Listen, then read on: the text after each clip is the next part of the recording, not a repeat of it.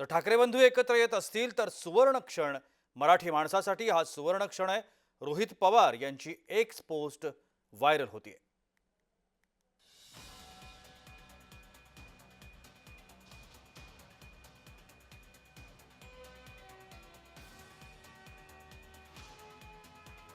शरद पवार गटाचे नेते रोहित पवार यांनी देखील या सगळ्या प्रकरणासंदर्भात एक्स पोस्ट केली आहे। ठाकरे बंधू एकत्र येत असतील तर तो सुवर्ण क्षण असेल असं त्यांनी म्हटलंय।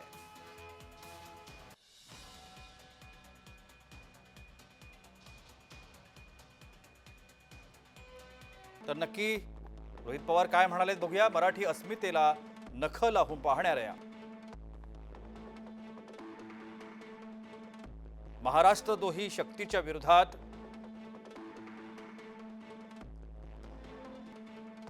ठाकरे कुटुंब एकत्र येत असेल तर मराठी माणसासाठी हा सुवर्ण क्षण असेल।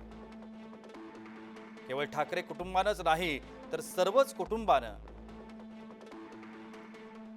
महाराष्ट्र धर्म जपण्याकरता एकत्र यायला हवं असं देखील ते म्हणाले।